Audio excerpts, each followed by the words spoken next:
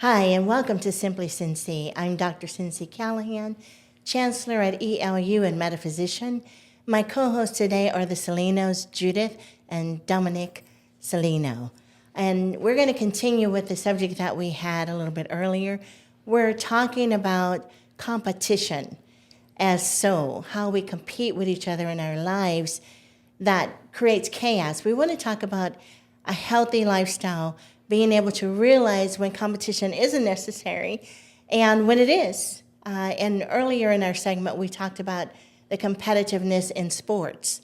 And we also talked about the competitiveness in family circles and work circles and friendly circles and, just the everyday living situations that we're in, why we compete, being able to understand where that's coming from, why we do it, if it's necessary, and if we can end it. Some of the things that we talked about earlier was, choice, intention, acceptance, truth, the truth of all this stuff, being honest about who you actually are. We also discussed, understanding who you are by establishing your principles, and those techniques are what you like, what you don't like, what you'll tolerate, what you won't tolerate. When you do that, you can start to grow your character, and other people can see who you are.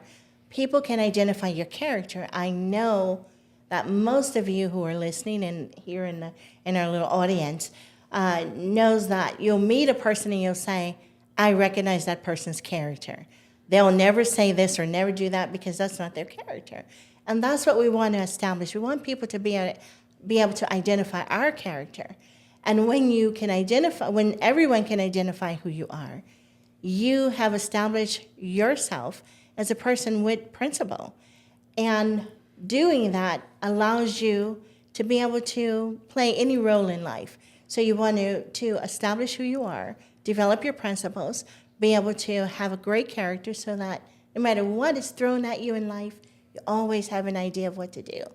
Life is filled with challenges, but they're not that difficult when you have an understanding, when you know for sure who you are. Mm-hmm. So let's talk about competition. I'm going to turn it over to the Salinos, and they're going to give you a little bit of insight on what they think, what tips they can offer you about competition in your daily lives as so. Mm-hmm. Competition can be healthy if you are competing with yourself to improve on setting your principles. So competition, I don't think has to go away completely, but I think competition is really good when it's used in the proper way.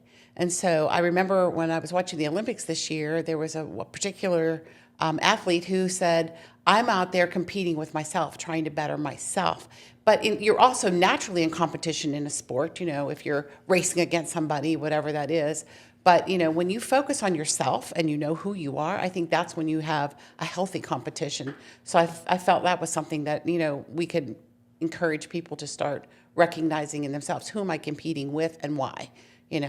So if you have something else that you... Sure. I mean, in my work life as a civil engineer, we had to compete for work. Mm-hmm. The state or a county would have a project, and they'd put out a request for proposals, and firms would submit that proposal. So we're competing against sometimes as many as 30 firms, all vying for the same project. So we had to put in there why we thought we were better, why we're better than all of the other firms to do this work for this particular client. And a lot of it goes back to knowing who you are, because in order to win work, you have to be of the utmost character. A municipality isn't going to hire if they have questions about whether or not you're going to take advantage, or if you can be trusted to do what you say you're going to do. So in that regard, the competition is, like Judy said, forming your best self, and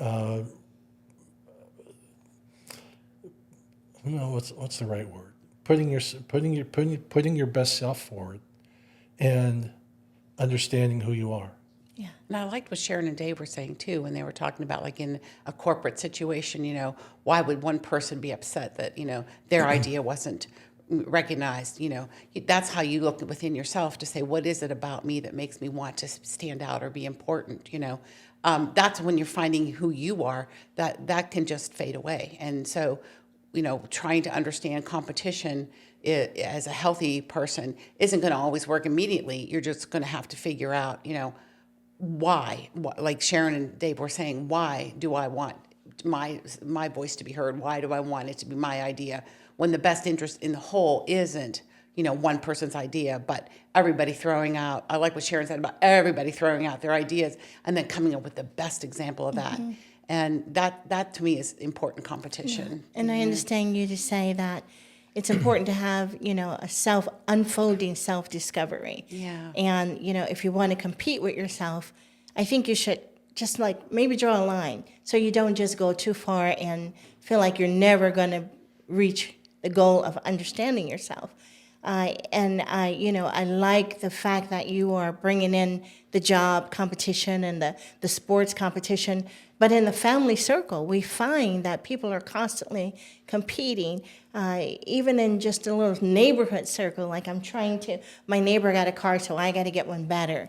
My neighbor's grass is like this, so I'm going to make mine better.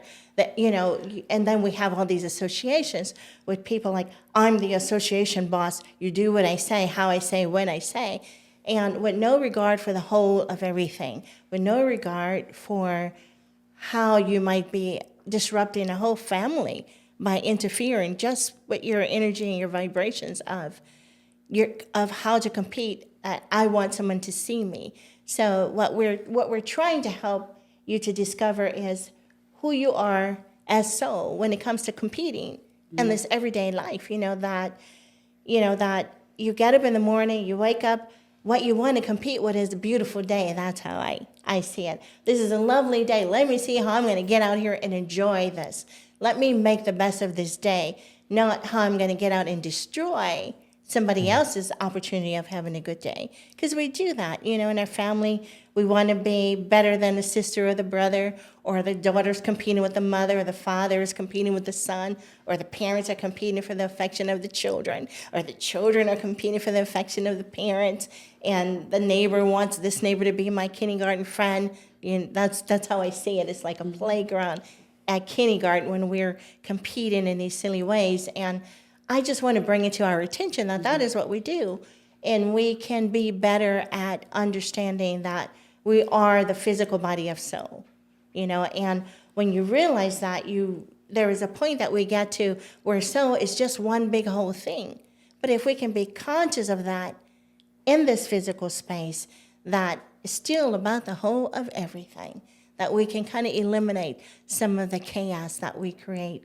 That's not necessary. Mm-hmm. Right. There is chaos that is necessary, but there's so much more that isn't, and so one of the things that we really want our audience to just stop for a minute and just really evaluate your life in the moment that you're in and say, am I a competitor? Am I competing with life? Am I competing with my neighbors? Is it healthy? Why am I doing it? How can I do this where it can't? If you need to compete, find a healthy competition. Sure. Find a healthy competition, but something that's going to enhance everybody. Mm-hmm. And when the competition, when you achieve it on the backs of others, then that's not a healthy competition. Unless you're an athlete. Because they go at it in a different way. That's a whole different arena. Mm-hmm. But in life, as Dom's saying, if you're trying to put somebody down, if you're talking about somebody, if you're jealous and envious, that came up in the previous segment, if you're asking yourself, why am I not a part of something? Why are they leaving me out? What's wrong with this? What's wrong with that? If you're overly emotional about a situation, stop. There's no right or wrong in what you're feeling. It's just a matter of stopping and identifying it and trying to sort it out to be the best emotion to share. If you're feeling like you're competing and there's a little jealousy and envy and a whole bunch of other uncomfortable energies attached, everybody around that's a part of what you're thinking can feel it. Mm-hmm. And it depletes the whole of everything. So it's just something to think about. Something I think we just don't think about. And I hope when people listening, those who are in professional positions, because when I was growing up, I was compared to my oldest brother who was book smart. He just automatically, and he also kind of was a street smart person. And I had teachers actually say to me, "You're not like your brother. Why aren't you as smart as he is?" I think it's important that everybody who's watching thinks about where they are and what they're doing and who they're helping, to identify themselves by not comparing them to the family members. I Because you like asked that about so much. I think so many people in this audience have heard something like that, especially those of us who have big families. You're always compared to the one that's above you or the one that's smarter. I come from a huge Or the family of ability. really little smarties, and I remember that as I was growing up, especially when it came to mathematics. I just didn't want to get it. And, I wanted to get enough to pass. Yeah. That was all I wanted. But I had some really a couple of smart brothers and sisters ahead of me. They were brilliant in mathematics, but they weren't as good in English as I was. So that was my way out. But,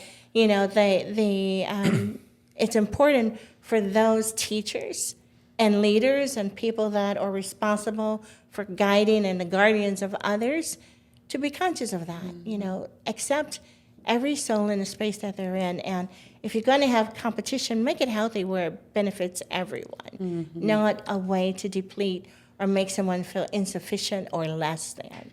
That's a big deal in our society today. And one of the best ways to do that is to sit and figure out who you are yourself Absolutely. first. And appreciate yourself. And appreciate, yep. Because, even in cultures, there are groups that feel that they're at a deficit. But I know that's only because that's the way they're thinking. And so we have to just sit down and realize I am soul, and this is my physical body. And the choice was made perfectly for me to be a part of whatever I am, but to bring light and not take it away. And I think when we start to understand that we are competing, I don't think we think about it. I don't think we really think about the way we compete in life. Even in the traffic, we're trying to hurry up and get to the traffic light first. Why? Just enjoy the ride. Take it easy. Don't create chaos and negative energy for somebody who's just trying to enjoy life, and then you jump in front of them because you want to be first to stop at the traffic light. It's interesting that we just don't think about the simple little things. I want to hurry up and get in this line to pick my kid up because I want to get my kid first. I want to hurry up and get in the grocery line. Oh, I don't care that I walked in front of that person. I'll just pretend I didn't see them. Little things like that, Why? Why take the breath out of somebody else's life and lose your own while you're at it, And things like that just adds to the stress and aggravation of the day. Chaos. Yes. That's what I call it. Yeah. Instead of just being happy and joyful, and we look for ways to add stress many times. We wake up in the morning trying to figure out how to devastate our day instead of how to enhance it and make it beautiful. A good technique for having a great day is before you go to bed at night, do an overview and think of all the good things you did that day. And the more you do that, when you wake up in the morning, you're trying to find good things to think about when you get laid down. That's true. But if you think about, maybe some people I want to go to bed at night, think of all the horrible things I did. Hi, I'm Sharon Stenzel, and I am one of the counselors at ELU, Enterlight University. And today I just wanted to welcome you and kind of share the opportunity and the experience I had working with some of the courses at ELU. And it's an opportunity to get to know the essence of yourself, be an original thinker, and most importantly, be truthful. And one of the most exciting opportunities in my life that I've had to live and enjoy life every day. Then you wake up all grumpy and other people have to try to wiggle around that energy. It's so nice to just realize that we're not the only one with a life. Everyone we meet has one too. And we just need to be able to appreciate each other and be conscious of that all the time until it just becomes a regular thing. And less chaotic. Yeah, less chaotic. Yeah. Less. If you think about it that way, if you're tired of the chaos, because I'm starting to hear a lot of people talking about how we're tired of the chaos, but what are we doing to create it? Talk about it more. create more chaos. What are you going to do about it? That's the real question. What are you going to do about the chaos in your life? One thing you can do is stop competing. Stop competing, even with yourself. You mentioned that you have a level of standard that you're striving for. But make sure that you can get to a point where you're satisfied. Yeah. Because if you keep going and going and going, you kind of miss out on so much good stuff that life has to offer. You never reach the goal. Yeah. Yeah, that's a good point. Yeah. And what is the goal? That sometimes we really don't identify that either. To know who I am and to be happy and enjoy the journey. That should be the goal. Each person has a different goal, and you want to define what your goal is. And when you get to it, now you just spread it out. There you go. Just spread it out, whatever it might be. That every soul is so different. The journey is so different. But what is the same for all of us is that we're here trying to get our jobs done. Every soul is just trying to get his job done. So we can cooperate with each other when we recognize that. We don't need to compete. We need to allow some things. But you can't know what to allow, what not to allow, if you don't have principle. And we go back to that all the time. You can compete better when you really know who you are if you're in a competitive lifestyle, like sports or corporate America of every kind. But in your everyday life, you want to understand, maybe you want to compete to have in your family for everybody to be the best that they can be. Find a healthy way to do the competition. I think it's fine to have bake competitions and cooking competitions and holidays during the family and stuff like that, especially when you've got kids. And to be honest and true about everything, but make it joyful and in a way that it doesn't boil over and you lose sleep. It needs to always have an element of fun and joy and life and unfolding in a very positive way. So I'm going to ask you guys to just give some more tips to our audience about how to recognize when you're in a competitive space that is unhealthy for your own lifestyle. Well, as you learn and discover who you are, and you look at someone's soul and stop and think about, well, what makes them tick the way they do, because I think a lot of us are educated enough to know that, experiences has a lot to do with why people do some of the things they do. And if you're aware of that, you can sit back and just see them as soul and, know where, if there's something they want help with, you can help them. And if it's just something that they have to figure out for themselves, then you can just, teach them about, finding out who they are. So I just think that, it's a matter of basically looking at a person, not their physical body and the reaction that they have, but seeing who they are as soul. And that's something that we will teach. And when you say that, help our viewers to understand what when you're seeing someone as soul, what does that mean? Well, that's what our courses are for. Yeah, but give them a little insight. Yeah, got me off guard on that one. So when you're seeing someone as soul, you mentioned not looking at their physical body and what's happening, what they're saying and what they're doing. You want to look and see why they're acting the way they're doing and what they're saying.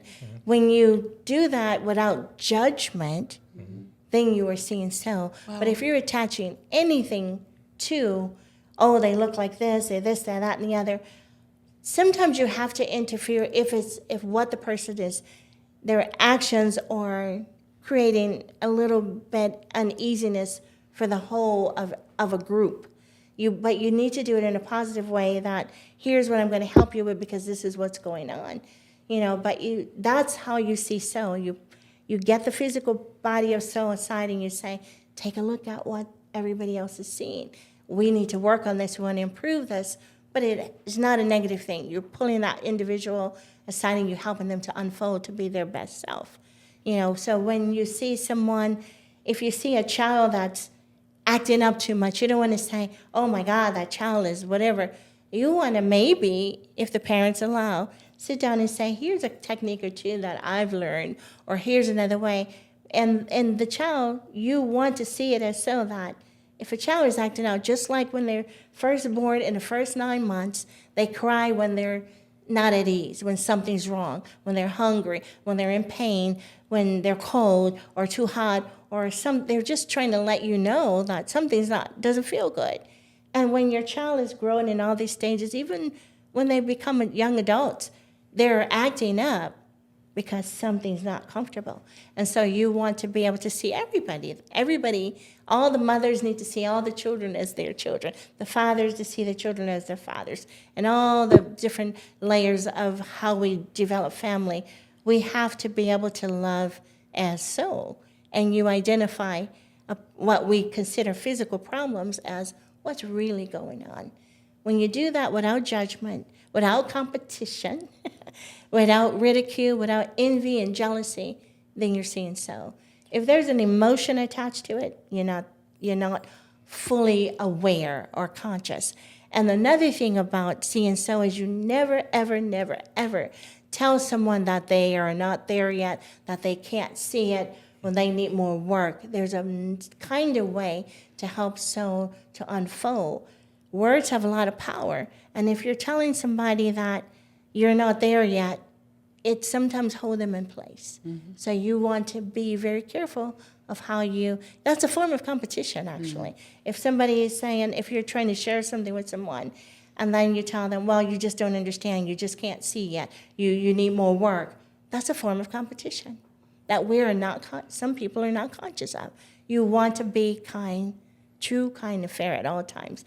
And if you feel like if you can say to somebody they're not exactly there yet, you have to have the right intent, and you got to be kind and true about it.